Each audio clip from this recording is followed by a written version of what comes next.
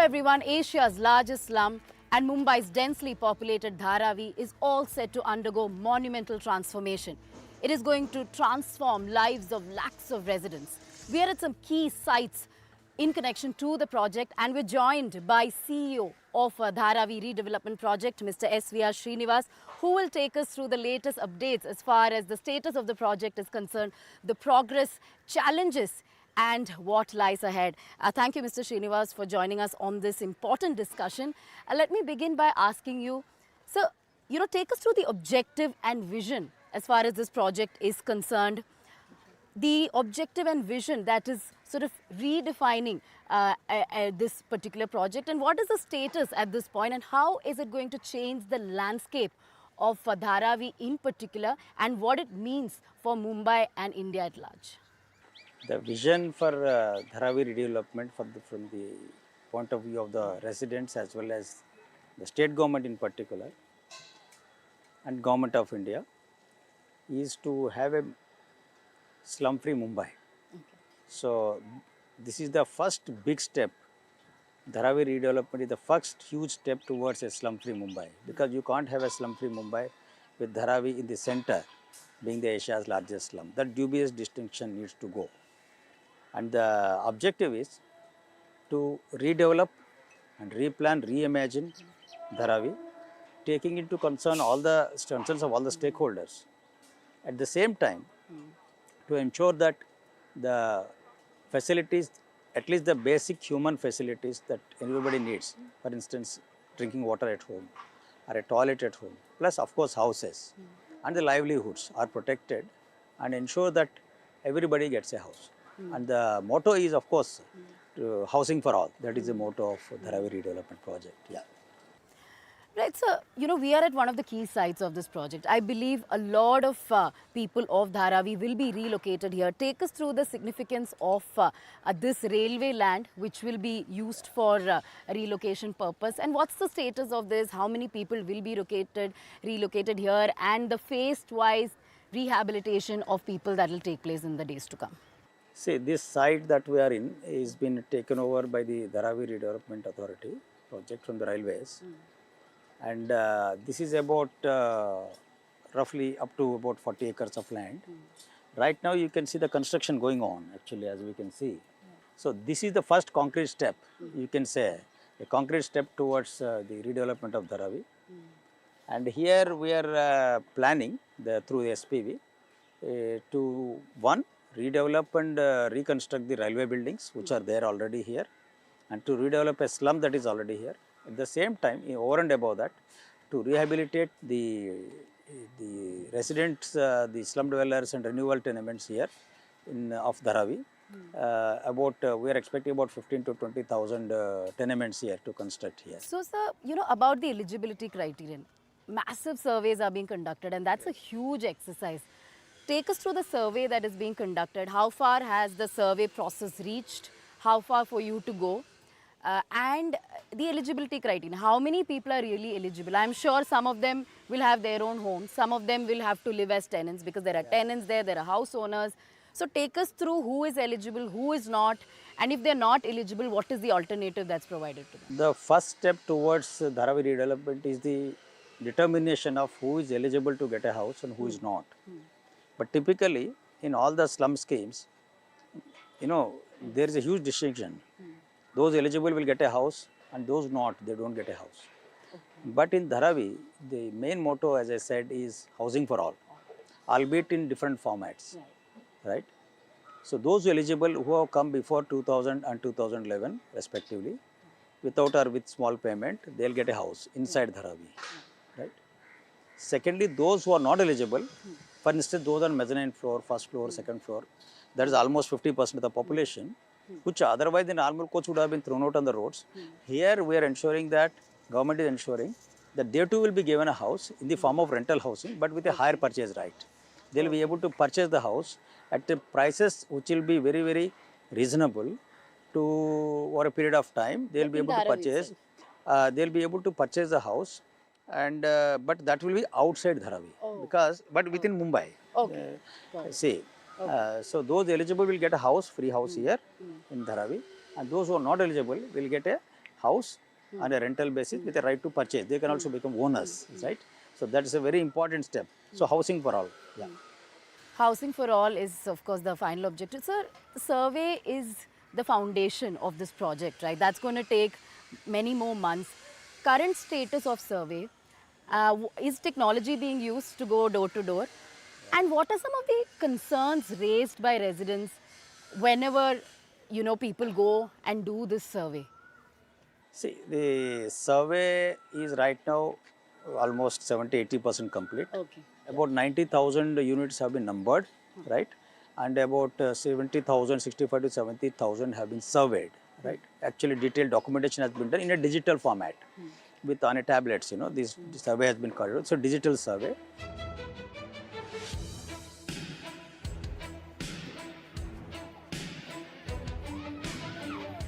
It is a tight-knit community. So how are you planning to integrate everything? And it's interesting to see these survey numbers as well. If you can take us through this as well, and the scope and complexity of the project. See, this is, for instance, the number through which to point out that this house has been surveyed.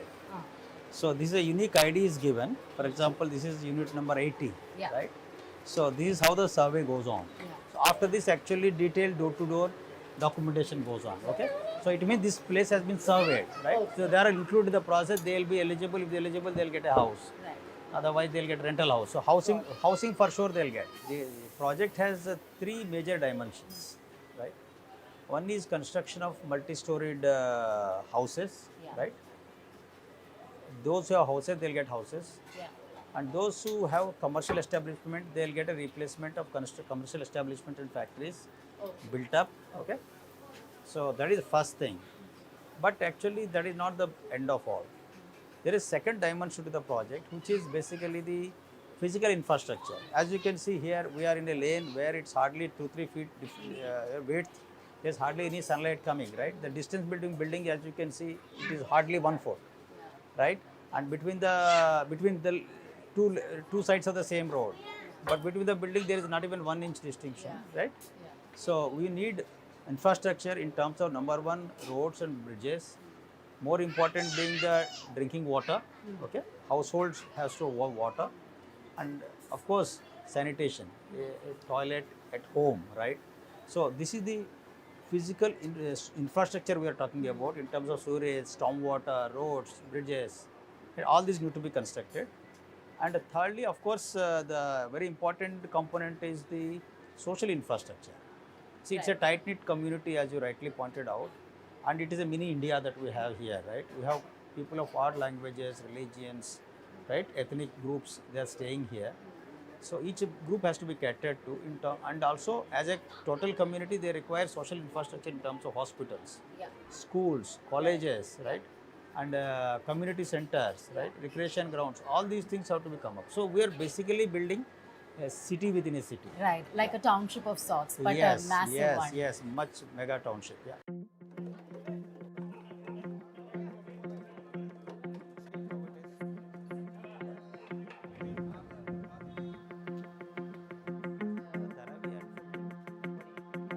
So a lot of talks on who's eligible, who's not eligible, who the land belongs to, since when they've been living here and all of that. So explain the concept of VLT to us and the land parcels in Dharavi. See, I have just mentioned, it is a very complex project. One more angle to this project is the vacant land tenancies. Right. See, some of the lands have been given by Municipal Corporation of Mumbai as a vacant land tenancy in those days, decades back. Right. So, however, when the slum is declared, these tenancies come to a close. So, there will be no longer tenants, right? That is the rule. Yeah.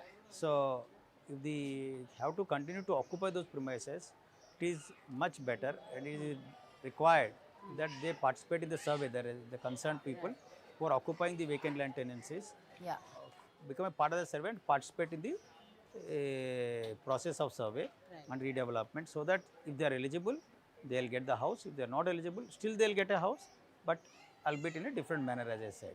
So vacant land tenancies come to a close when the slum is declared. Yeah. Understood. So that is another complexity. So but what several you're saying complexities. is irrespective of the complexities of land ownership, everybody is going to get. Yes, land ownership. Most of the land is owned by government here. See, most of the Dharavi land is owned by government. So none of the private people own the land as such. The structures, what we are protecting here is the structure.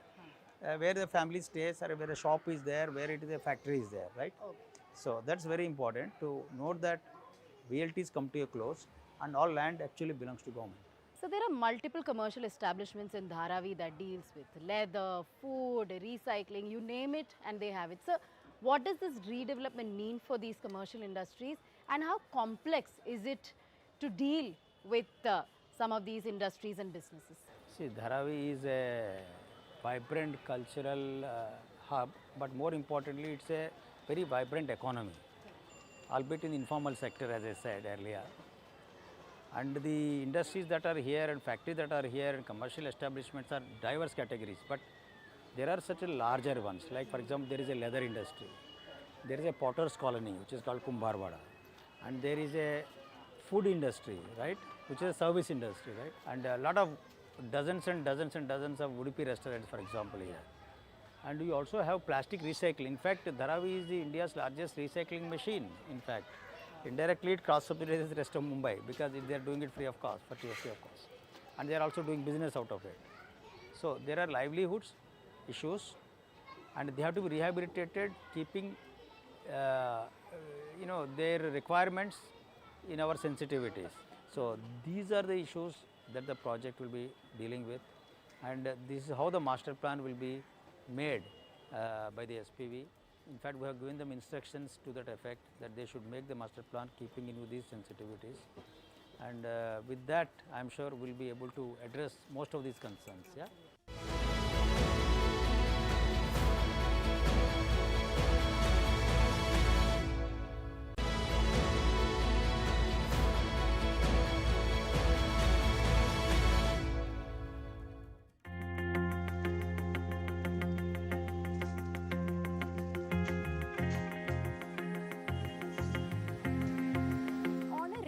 Basis, what are some of the challenges that you as somebody who is implementing the project is facing? See, there are humongous challenges because this is the world's largest urban renewal project. It's the world's largest. And second, as a slum, it's the oldest slum in Mumbai. It is a century-old slum, right? So, it has its dynamics, it has its own life. Yeah. And the challenges are many. For example, the density itself, as you can see between the houses, there is no distance, no gap at all. The density of Dharavi is possibly the highest in the world. It is about 2 lakh per square kilometer, a little more in fact. Because the density is generally about, in a city of Mumbai, it's about 20-25,000. Now it is 10 times more we are talking about.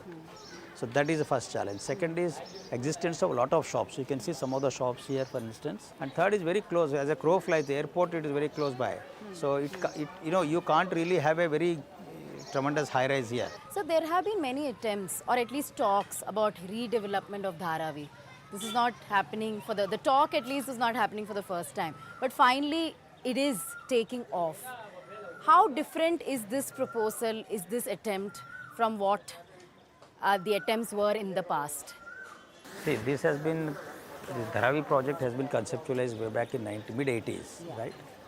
So at the highest level in the country. And that is now way back in 1985-86, now it is 2025, it is 4 decades now.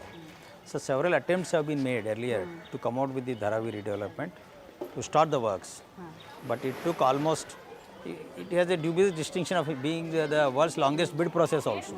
Earlier bids had failed actually, multiple times. And the reasons being, one of them is, for example, everything developer had to do earlier. See, developer driven project.